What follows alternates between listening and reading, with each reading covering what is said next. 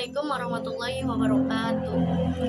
Oke, dengan adanya video ini, saya akan melaksanakan kewajiban saya sebagai salah satu mahasiswi Universitas Yatsi Madani untuk menjelaskan atau mempresentasikan tugas dari mata kuliah Dasar Logika dan Algoritma. Sebelumnya, perkenalkan saya atas nama Siti Mutia Rahma dengan NIM 2305042, tugas mata kuliah Dasar Logika dan Algoritma, dosen pengampu Bapak Ihsan Maulana Eskom MTI. Adapun tugas yang sudah beliau berikan berupa yang pertama menjelaskan pengertian flowchart, yang kedua jenis-jenis flowchart, yang ketiga simbol flowchart, dan yang keempat contoh psikot algoritma yang sudah dibuat lalu dibentuk dalam flowchart. Oke, untuk mempersingkat waktu, di slide ini menampilkan pengertian flowchart. Flowchart atau bagan alir adalah diagram alir yang menggambarkan langkah-langkah, urutan, dan keputusan dalam setiap proses atau sistem. Flowchart juga membantu memvisualisasikan berbagai proses agar mudah dipahami. Hal ini memungkinkan pengguna untuk yang pertama memahami proses secara keseluruhan. Simpelnya, flowchart ini memberikan gambaran visual yang jelas tentang bagaimana suatu proses bekerja dari awal hingga akhir. Yang kedua, mengidentifikasi area yang bermasalah. Dengan kita melihat flowchart, kita dapat dengan mudah menemukan area yang bermasalah dan mencari cara atau solusi untuk mengatasinya. Yang ketiga, meningkatkan komunikasi. Flowchart juga dapat membantu meningkatkan komunikasi antar anggota tim dalam suatu proyek. Yang keempat, meningkatkan efisiensi. Flowchart juga dapat membantu efisiensi proses dengan mengidentifikasi langkah-langkah yang tidak perlu atau duplikat.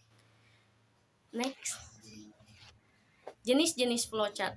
Yang pertama ada flowchart system. Flowchart system menggambarkan alur kerja secara keseluruhan dari suatu sistem.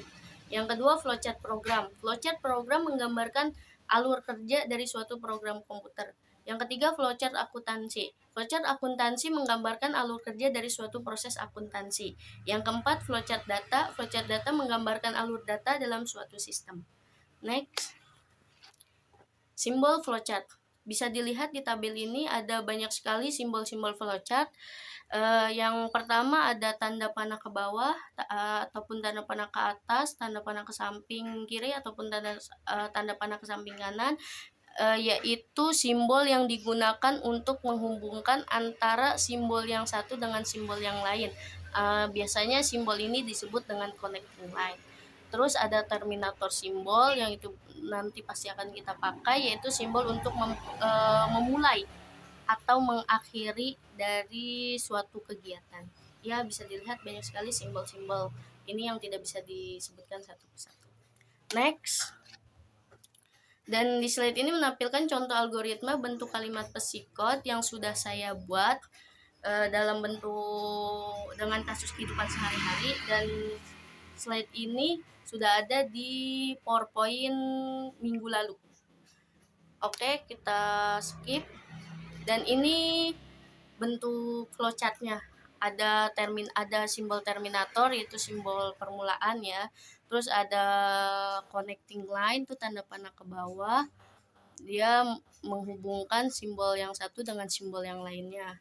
Terus ada processing simbol yang bentukannya persegi panjang, dan ya seperti itu.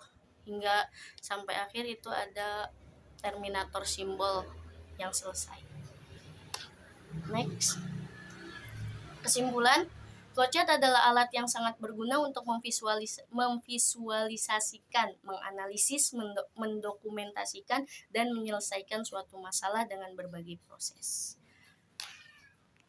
Oke, kurang lebih segitu saja presentasi mata kuliah Dasar Logika dan Algoritma dari saya. Kurang lebihnya mohon maaf. Wabillahi taufiq wal hidayah. Wassalamualaikum warahmatullahi wabarakatuh.